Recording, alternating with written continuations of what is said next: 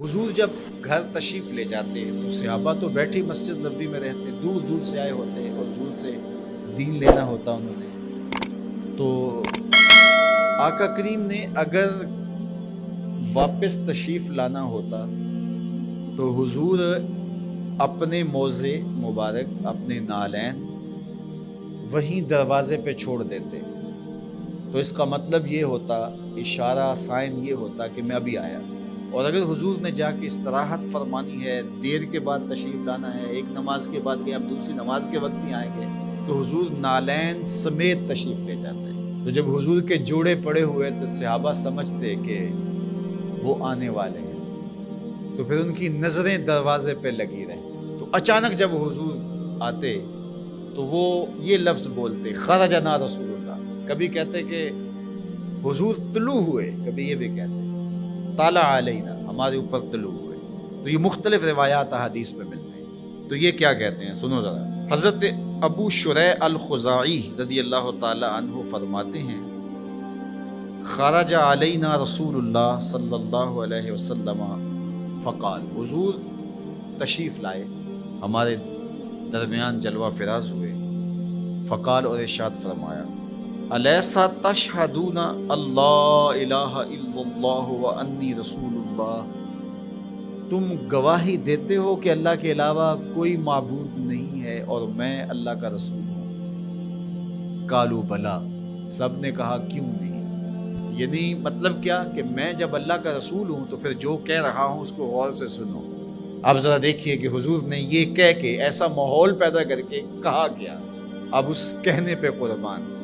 حضور نے ارشاد فرمایا، یہ اللہ کی کتاب قرآن مجید، اس کا ایک سرا تمہارے ہاتھ میں ہے، یعنی یہ اللہ کی لٹکتی ہوئی رسی ہے قرآن مجید، اور لٹکتی جو رسی ہوتی ہے اس کے دو سرے ہوتے ہیں نا، تو کہا اس کا ایک سرا اللہ کے ہاتھ میں ہے اور دوسرا سرا تمہارے ہاتھ میں ہے۔ اللہ اکبر۔ فتمسکوا، اس کو مضبوطی سے پکڑ لو۔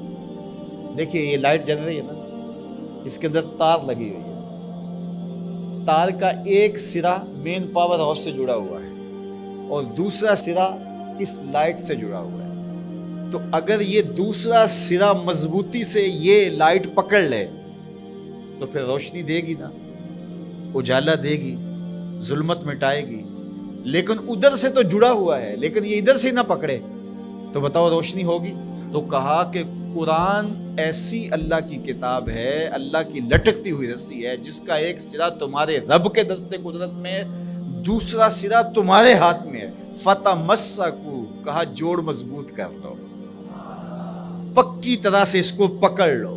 جب پکی طرح سے پکڑ لو گے تو فرمایا فَإِنَّكُمْ لَن تَضِلُّوا، ظلمت تمہارے قریب بھی نہیں آ سکتی، چانن ہی چانن ہوگا، اور کبھی بھی تم گمراہ نہیں ہو سکتے، کبھی بھی ہلاک نہیں ہو سکتے۔ تو یہ راز یہ لائٹ پا گئی ہے، یہ راز یہ پنکھا پا گیا ہے کہ ایک سرا تو تار کا پاور ہاؤس سے جڑا ہے اور پورا کرنٹ آ رہا ہے، لیکن اگر ادھر سے اس کا کنیکشن کمزور ہو گیا تو یہ چل نہیں پائے گا، یہ روشن نہیں ہو پائے گی۔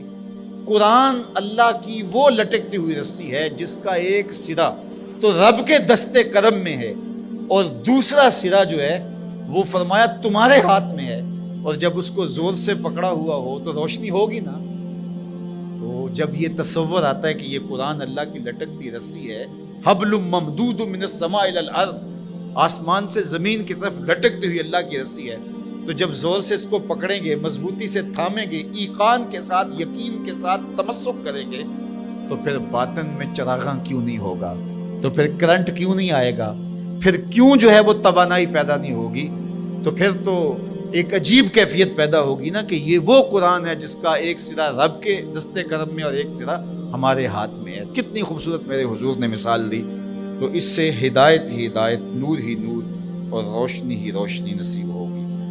اچھا، اس عنوان سے صرف ایک روایت سن لیجئے۔ حضور نے ارشاد فرمایا، حضرت عبداللہ ابن عباس رضی اللہ تعالیٰ عنہ کی مرویات سے ہے، حضور نے ارشاد فرمایا کہ جس نے فساد امت کے دور میں میری ایک سنت کے ساتھ تمسک اختیار کیا، میری ایک سنت کو مضبوطی سے پکڑ لیا، جب فساد بپا ہوگا، جب میری سنتوں کو توڑا جا رہا ہوگا، دین کی قدردانی نہیں ہوگی، لوگ دین کی پرواہ نہیں کریں گے، خواہشات کے غلام بن جائیں گے، اس زمانے میں جس نے میری ایک سنت کو مضبوطی سے پکڑ لیا، میرے اور آپ کے آقا و مولا فرماتے ہیں اللہ اسے 100 شہیدوں کا ثواب عطا فرمائے۔